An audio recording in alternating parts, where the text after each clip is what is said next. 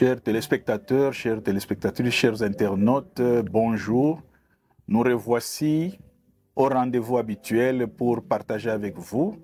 Aujourd'hui, nous allons aborder les échanges éminérés de la RDC contre la paix, tels que le président Tshisekedi le propose au président Donald Trump.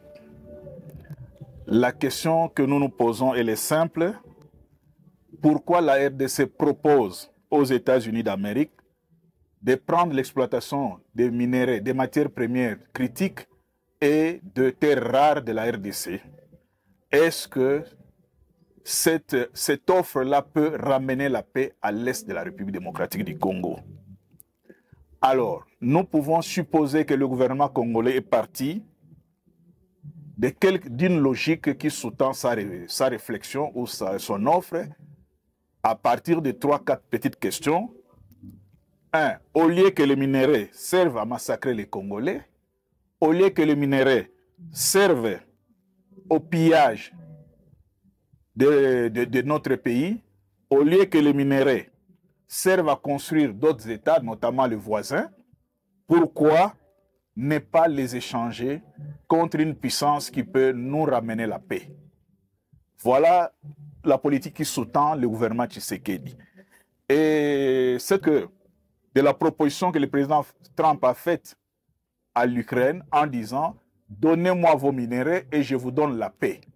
C'est-à-dire que le président Trump, en proposant d'exploiter les minéralités rares de l'Ukraine contre la paix, poursuit deux objectifs. Le premier objectif, c'est d'abord de ramener vers lui la Russie, pour éviter que le couple Russie-Chine puisse faire une hyperpuissance qui mettrait à mal les États-Unis.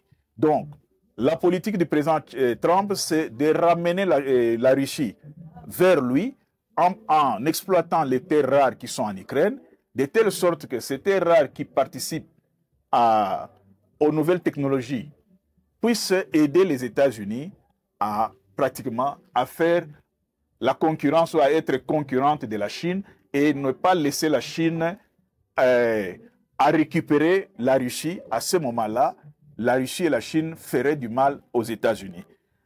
Donc, c'est une paix des échanges des minéraux. C'est une paix commerciale. Et Donald Trump n'a pas inventé. Il n'a pas inventé parce qu'en 1945, le président américain Roosevelt l'a fait aussi avec l'Arabie Saoudite. Ce qu'on appelle un peu le pacte de Quincy. Quincy, c'est les navires de forces américaines sur lesquels ce pacte a été conclu. Le président américain avait rencontré le roi d'Arabie Saoudite. Ils ont signé une paix sur la durée, c'est-à-dire une paix éternelle. En échange, les Américains réclamaient l'exploitation des hydrocarbures de l'Arabie Saoudite en échange de protéger l'Arabie Saoudite sur la durée.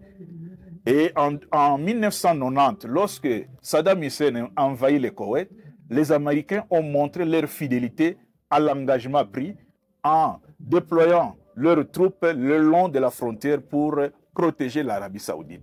Donc c'est une paix qu'on appelle la paix du pétrole, la paix des hydrocarbures, qui permet aux Américains d'exploiter les richesses pétrolières de l'Arabie Saoudite, moyennant la protection. Protection militaire, protection dans tous les domaines. Ce n'est pas la première fois, comme nous disons, c'est aussi ce que les Américains ont fait, et comme disait Gilles Kepels, les Américains au Moyen-Orient marchent sur deux pieds, mais en sens inverse. Qu'est-ce que les Américains ont fait? Les Américains, en 1967, ont signé aussi un accord avec l'Égypte, mais un accord tripartite.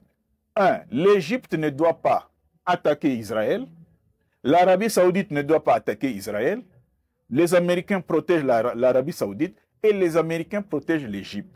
En contrepartie, pour l'Égypte, chaque année, les Américains versent plus ou moins 1 milliard de dollars de dons non remboursables pour respecter cet accord, pour que l'Égypte ne soit pas tentée, effectivement, à intervenir dans les conflits israélo-palestiniens.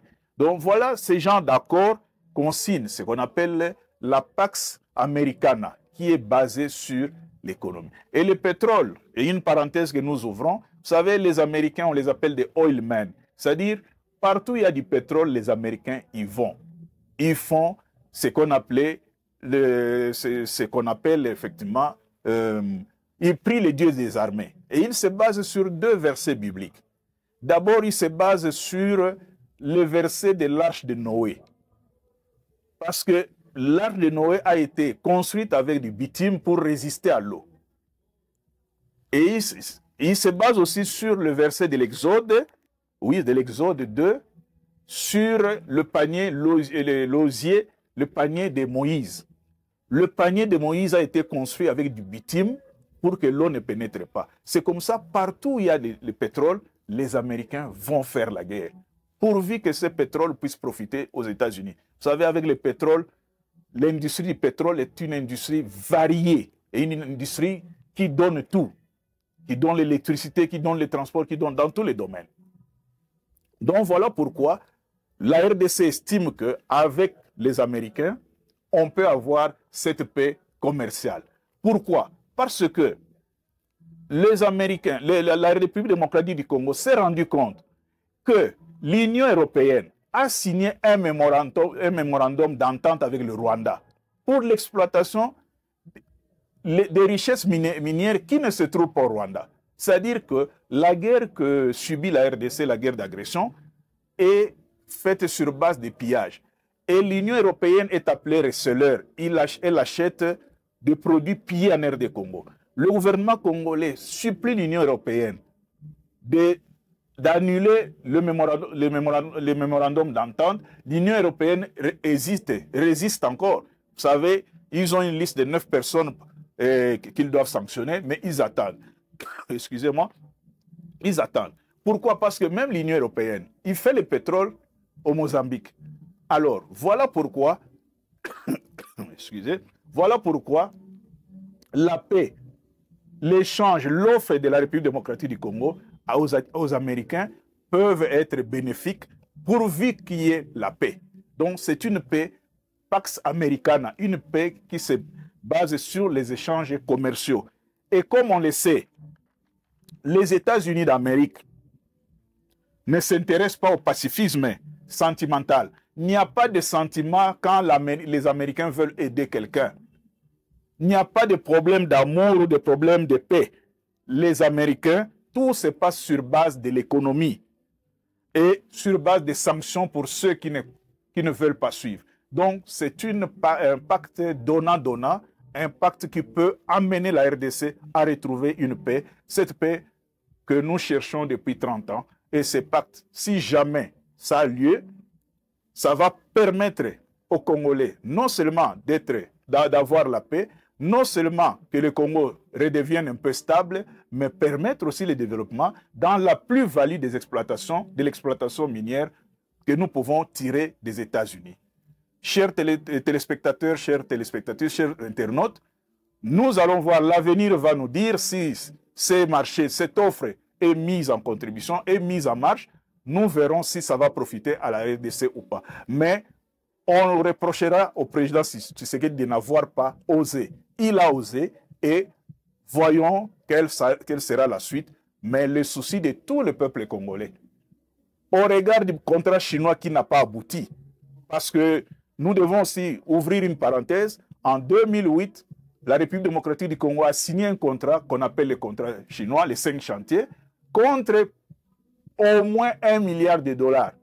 Mais 10 ans après, le 1 milliard de dollars n'a pas produit. Ce qui a poussé Tshisekedi de revisiter le contrat et d'avoir le triple, le quadruple de l'argent. Mais la Chine, vous le savez, la Chine vient simplement pour l'exploitation. La Chine ne vient jamais pour la sécurité. Elle vient, elle prend. Alors, la présence de la Chine dans ce qu'on a appelé la route de la soie, c'est-à-dire la caravane qui part de la Chine jusqu'au Congo, cette présence-là de l'exploitation minière a créé ce qu'on appelle la guerre hybride. La guerre hybride, c'est cette guerre du désordre qui se passe sur notre Congo, financée et par les multinationales anglo-saxon et occidental et par la Chine. Donc, nous espérons que si jamais l'offre du président Tshisekedi réussissait, nous aurons mis fin à ces désordres, à la déstabilisation du pays, à la guerre hybride. On ne peut pas mener sa vie sans prendre les risques. Il a pris les risques et donnons-lui le temps pour le juger aux actes. Chers téléspectateurs, chères téléspectatrices, chers auditeurs, chers internautes, nous espérons que ce petit partage vous a plu et a créé autour de vous aussi des débats. N'hésitez pas à nous contacter et n'hésitez pas à liker sur les coulisses RDC Télévision. Nous vous remercions.